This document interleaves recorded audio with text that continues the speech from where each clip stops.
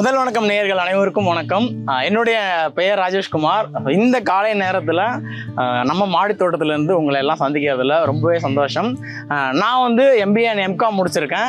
சென்னையில் தான் இந்த மாடி தோட்டம் வச்சுருக்கேன். இந்த மாடி தோட்டம் கிட்டத்தட்ட ஒரு 7 வருஷமாக நான் ரன் பண்ணிகிட்ருக்கேன். செடி மேலே இருக்கிற ஆர்வம் எனக்கு சின்ன வயசுலேருந்தே இருக்குது. பட் இந்த மாடி தோட்டம் வந்து வீடு கட்டி வந்ததுக்கப்புறமா ஒரு 7 வருஷமாக ரன் பண்ணிகிட்டு இருக்கேன். நிறைய காய்கறி செடிகள் வச்சுருக்கேன்.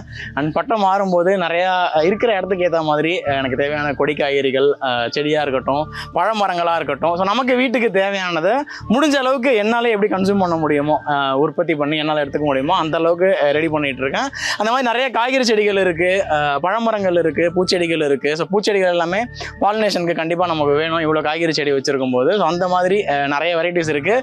ஸோ இனி வரும் வீடியோக்களில் அதெல்லாமே வந்து உங்கள் கூட ஒன்று ஒன்றா ஷேர் பண்ணுறேன். இன்றைக்கி வந்து நம்மளுடைய அத்தியாவசியமான, அதாவது நம்மளுடைய உணவில் அத்தியாவசியமாக நம்ம சமையலில் சேர்க்கக்கூடிய ஒரு சில காய்கறிகளை பற்றி பார்த்துடலாம். ஸோ அதில் எல்லா சமையல்லையுமே இந்த பச்சை மிளகா அப்படின்றது வந்து இல்லாமல் இருக்காது.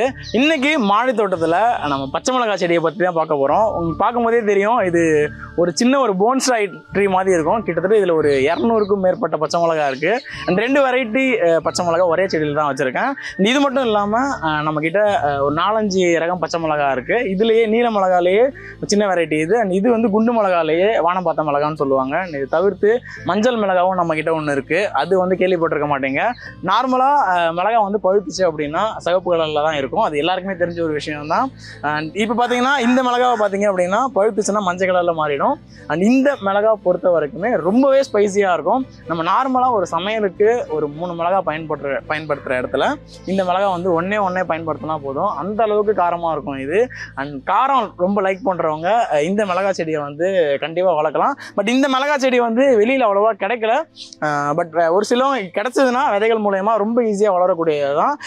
தாராளமாக நீங்கள் வாங்கி வளர்த்து காரம் அதிகமாக லைக் பண்ணுறவங்க அதை யூஸ் பண்ணிக்கலாம். அந்த அடுத்ததாக ஒரு மிளகா செடியை வளர்க்குறதுக்கு ஆரம்பத்துலேருந்து என்ன ஃபாலோ பண்ணணும், அதாவது ரொம்ப ஈஸியாக நம்ம வீட்டில் இருக்கிற பொருட்களை வச்சே வளர்க்குறதுக்கான ஒரு சின்ன ஒரு டிப்ஸ் சொல்கிறேன், அதை நோட் பண்ணிக்கோங்க. மிளகா செடி பொறுத்த வரைக்கும் ஒரு சின்ன சைஸ் பாட்டே போதுமானதாக இருக்கும். உங்கள் வீட்டில் இருக்கிற சின்ன பக்கெட், அதாவது 1 அடிக்கு 1 அடி அந்த அளவில் இருந்தாலே ஒரு மிளகா செடி தாராளமாக வளர்க்கலாம். அதோட பெருசாக இருந்துச்சு அப்படின்னா ஒரு 2 மிளகா செடி. பட் ஒரு மிளகா செடி வளர்க்கும் போது கண்டிப்பாக அது வந்து நல்ல ஒரு பெரிய மரமாகவே வரும். செடிகள் பொறுத்த வரைக்கும் கம்பேர் பண்ணும்போது ஒரு நல்ல மரம் மாதிரியே இருக்கும். உங்களுக்கு இதை பார்க்கும்போதே தெரியும்.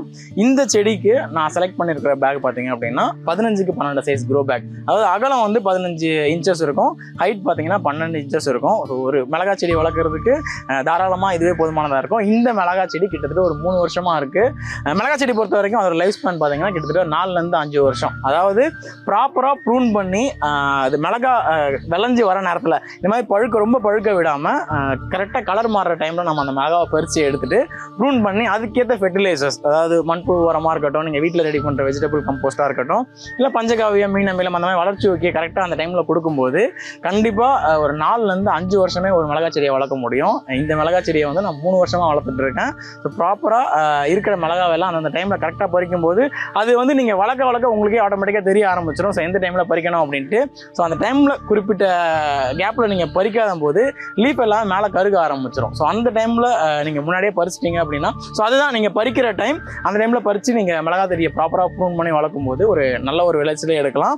அண்ட் இதுக்கான மண் கலவை அப்படின்னு பார்த்தீங்கன்னா, உங்களுக்கு இன்கேஸ் நிறையா செடி வைக்கிறீங்க அப்படின்னா லைட் வெயிட் சாயிலை யூஸ் பண்ணிக்கலாம்.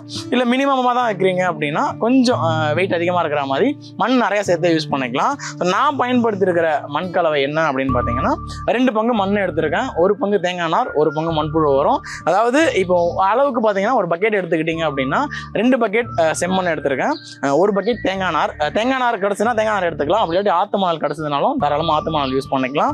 அது கூட வந்து மண்புழு உரம், எந்த உரமாக இருந்தாலுமே நல்லா மக்கி செறிவூட்டப்பட்ட உரமாக இருக்கணும். ஸோ நீங்கள் வீட்டில் ரெடி பண்ணுற வெஜிடபிள் கம்போஸ்ட்டாக இருக்கட்டும், தொழு உரமாக இருக்கட்டும், அந்த மாதிரி எந்த உரமாக இருந்தாலுமே நல்லா மக்குனதாக அது கூட சேர்த்து கலக்கும்போது ஒரு இமீடியட் ரிசல்ட் இருக்கும்.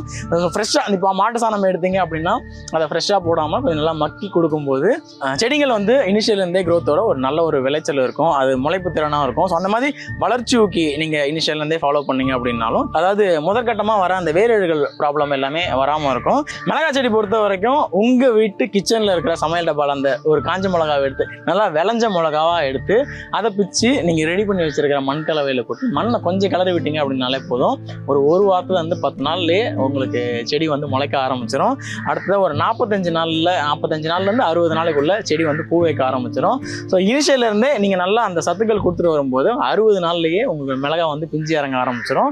இது எல்லாமே ஒரு 45-50 நாள்லேயே வந்து பிஞ்சு இறங்க ஆரம்பிச்சிருச்சு. ஸோ இப்போ உங்களுக்கு மிளகா பார்க்கும்போதே தெரியும், இது எல்லாமே ரொம்ப சின்ன சின்ன மிளகா தான்.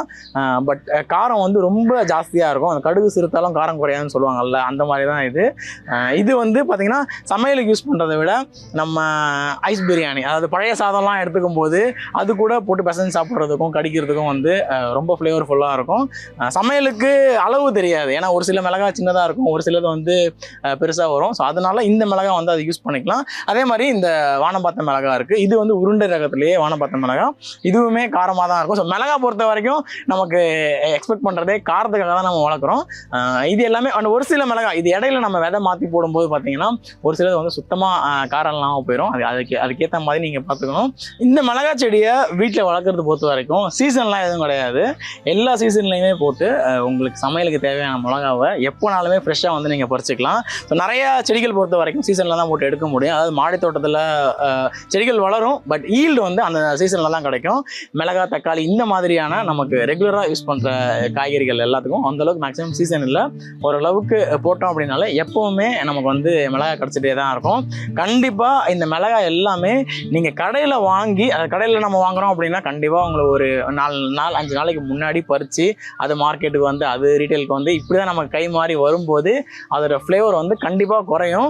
பட் உங்களுக்கு நீங்கள் சமையலுக்கு போகிறதுக்கு ஒரு 5 நிமிஷத்துக்கு முன்னாடி வந்து இங்கே நீங்கள் விளைய வச்சிருக்கிற மிளகாவை அப்படியே பறித்து எடுத்துகிட்டு போய் சமைக்கும் போது கண்டிப்பாக உங்கள் சமையல் வந்து ஒரு நல்ல ஃப்ளேவர்ஃபுல் கொண்டு வரும். நீங்கள் எதிர்பார்க்குற காரம் வந்து டேஸ்ட் வந்து உங்ககிட்ட கிடைக்கும். அண்ட் இப்போ பார்த்தீங்கன்னா இந்த மிளகாவில் நல்ல சைஸ் வந்து இதுதான், நல்லா எவ்வளோ ஃப்ரெஷ்ஷாக இருக்குது பாருங்கள். ஸோ இதோடைய ஃபுல் சைஸே இவ்வளோ தான். டேஸ்ட்டும் வந்து ரொம்ப சூப்பராக இருக்கும். பட் கடிச்சு காட்ட முடியாது, ஏன்னா அவ்வளோ காரமாக இருக்கும். அவ்வளோ நான் கீழே தான் ஓடணும் இங்கே. கண்டிப்பாக இந்த மிளகா கான்செப்ட், அதாவது இந்த மிளகா செடியை பற்றின ஒரு டீட்டெயில்டு எக்ஸ்ப்ளனேஷன் நான் உங்களுக்கு கொடுத்தேன். உங்களுக்கு ரொம்பவே ஹெல்ப்ஃபுல்லாக இருக்கும்னு நினைக்கிறேன். நீங்களும் ஒரு செடியாவது கண்டிப்பாக ட்ரை பண்ணி பாருங்கள். மேலும் நம்ம மாடி தோட்டத்திலேருந்து இன்னொரு காய்கறி செடியோட உங்களை சந்திக்கிறேன். நன்றி.